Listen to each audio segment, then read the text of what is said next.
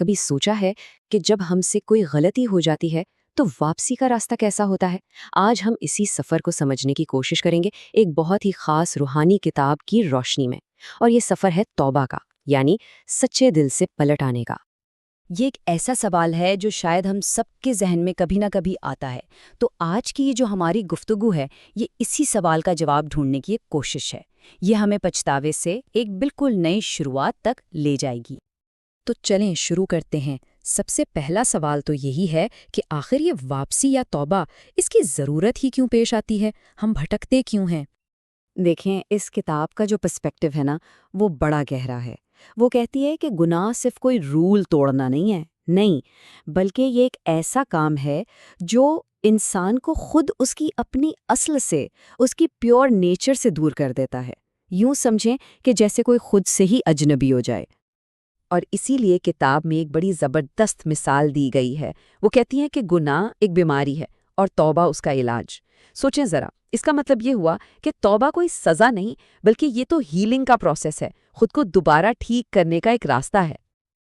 اچھا، تو اگر گناہ ایک بیماری ہے تو پھر سوال یہ ہے کہ اس کا علاج کیا ہے؟ واپسی کا راستہ کیسے ملے گا؟ اور یہیں سے بات آتی ہے توبہ کے اصل تصور کی۔ توبہ یہ عربی زبان کا لفظ ہے، اور اس کا مطلب صرف سوری کہنا نہیں ہے۔ اس کا لفظی مطلب ہے پلٹنا، واپس آنا۔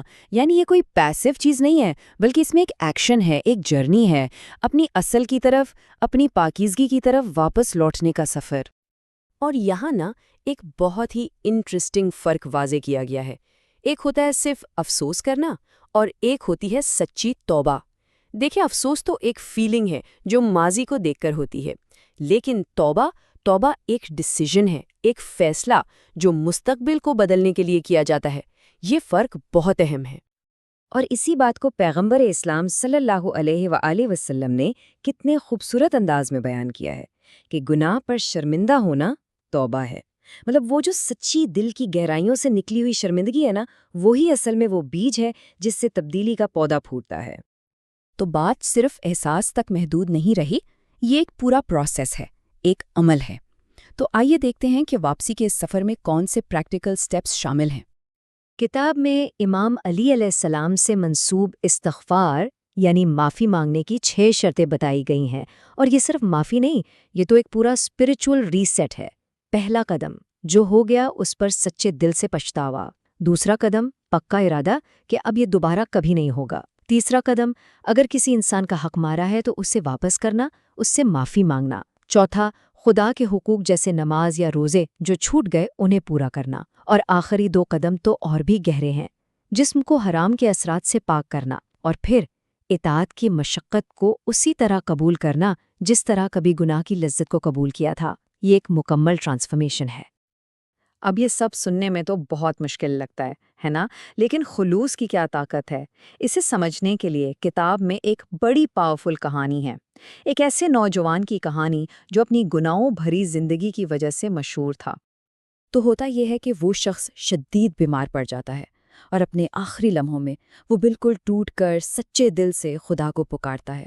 اسے اپنی پوری زندگی پر شدید شرمندگی ہوتی ہے، اور پھر پیغمبر اسلام صلی اللہ علیہ وسلم کو بتایا جاتا ہے کہ اس کی آخری لمحے کی توبہ اتنی سچی تھی، اتنی خالص تھی کہ اسے معاف کر دیا گیا۔ اس کہانی کا سبق کیا ہے؟ یہی کہ توبہ کا وقت نہیں، اس کی سچائی اور گہرائی زیادہ اہم ہے۔ اور یہیں سے ہم اس سفر کے آخری اور شاید سب سے زیادہ ہوپفل حصے میں داخل ہوتے ہیں۔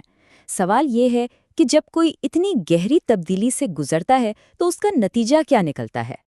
کتاب کہتی ہے کہ توبہ کا نتیجہ صرف یہ نہیں کہ گناہ مٹا دیے گئے، نہیں، بلکہ یہ ایک مکمل اسپرچول ٹرانسفارمیشن ہے، ایک نئی شروعات۔ تو اس نئی شروعات کے پھل کیا ہیں؟ سب سے پہلے تو خدا کی خاص محبت ملتی ہے۔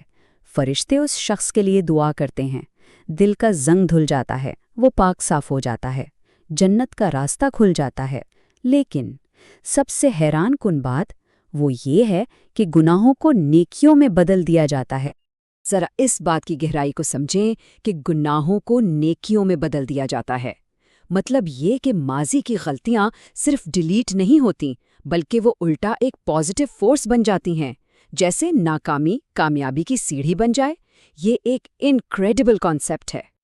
اور اس حیرت انگیز وعدے کی بنیاد قرآن کی یہ آیت ہے جس کا کتاب میں ذکر ہے، سوائے ان کے جو توبہ کریں، ایمان لائیں اور نیک عمل کریں، بس اللہ ان کی برائیوں کو نیکیوں سے بدل دے گا، یعنی کمزوری کے لمحے طاقت کی بنیاد بن جاتے ہیں۔ اور آخر میں اس کتاب کا جو نچوڑ ہے وہ یہ ہے، توبہ صرف ڈر اور خوف کی وجہ سے نہیں کی جاتی، بلکہ اس کا مقصد ایک ایسی کیفیت تک پہنچنا ہے جسے خدا خود پسند کرتا ہے، جس سے وہ محبت کرتا ہے، جیسا کہ قرآن میں ہے، بے شک اللہ توبہ کرنے والوں سے محبت کرتا ہے۔ تو آخر میں ایک سوال پر بات ختم کرتے ہیں، یہ خیال کہ ایک دوسرا موقع ہمیشہ موجود ہے، آخری سانس تک۔ یہ خیال ناکامی اور امید کو دیکھنے کا ہمارا نظریہ کیسے بدل سکتا ہے؟ یہ صرف ایک مذہبی تصور نہیں ہے، بلکہ یہ امید، تبدیلی اور ہمیشہ ایک نئی شروعات کرنے کے امکان کا ایک یونیورسل میسج ہے۔